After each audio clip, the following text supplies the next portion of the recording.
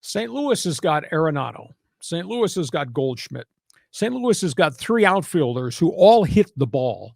St. Louis has historically always had good pitching, some of it young pitching, and Yadier Molina. Now, Molina has just retired, but everything else is lock, stock, and barrel. And then they go into the marketplace and they get the free agent catcher from the Cubs. And I was absolutely surprised.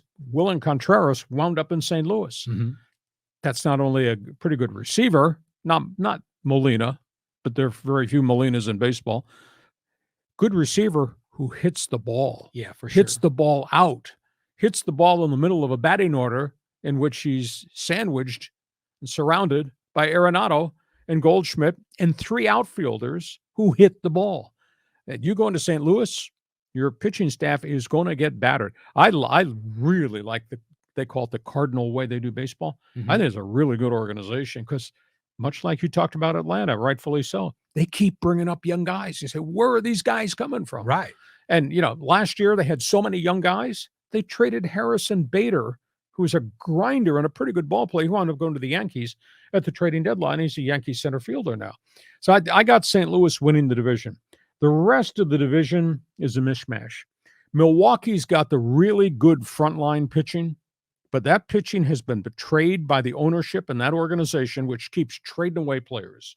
They didn't make the playoffs go deep last year. Why? Because at the trade deadline, they traded away Josh Hader, their closer. And this is a small market mentality of this franchise in Milwaukee. I love Corbin Burns. Everybody else got in the rotation. Good guys in the bullpen, led by Williams. Big issue.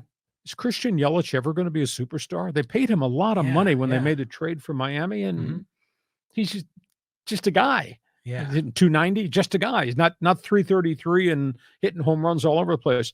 So Milwaukee, I think the front office has kind of betrayed that pitching staff. The Cubs, let's just take the Cubs' philosophy of how they're doing business, and we can just park them right next to the Red Sox philosophy of how they're doing business. This ownership in Chicago at Wrigley Field, you talk about printing dollar bills on the hallway of that old yard. Dude, the value, the profits they're making in Chicago are amazing. And they stopped investing into the organization to the point where Theo Epstein woke up one morning and said, I'm out. I'm done. He's gone to work at the commissioner's office. And he was the architect and the catalyst that was going to continue to build Cubs baseball. They signed some free agents, but their farm system hasn't developed much. When they got real good for about a 5-year window when Theo was running things in Chicago, they were doing it through free agency, the draft, the Chris Bryant type drafts, and they went abroad and they got players out of Cuba and they got players from the Pacific Rim. They're just not operating the franchise that way. They don't have the number one starting pitcher, Kyle Hendricks, recovering from surgery. Yes, I know they got Dansby Swanson, but is he a superstar shortstop? No, he's okay. He's a good player. Mm-hmm. And they got Cody Bellinger, but that's 3 years removed from him being an MVP. I don't think Chicago is running the franchise the way it should be run, considering the big amount of money that they make. Pittsburgh's got Bryan Reynolds. Pittsburgh is force-fed two other young guys. O'Neal Cruz, the 6'7" shortstop, looks like a star, maybe at a different position. Cabron Hayes, son of a former major leaguer Charlie Hayes, really played well.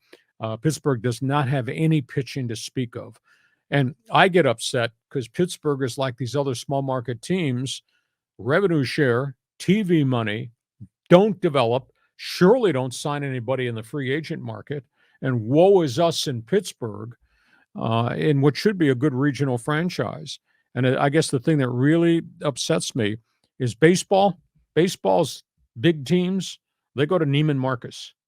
Why do the Pirates and some of these other guys go to the Dollar General store? Yeah. And that's all they give their fans in the offseason and the winter in the hot stove league is, hey, we got this guy. Yeah, but you bought the guy at the Dollar General store, so how good can he be? So Pittsburgh is Pittsburgh, and I don't know if anything's going to change.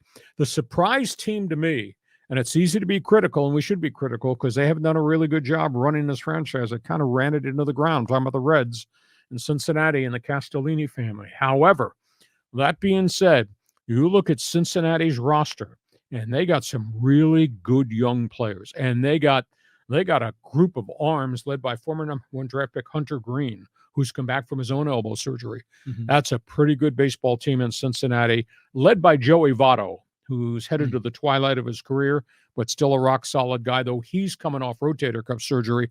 I don't think he's going to be anywhere near 100%, at least the first month of the season.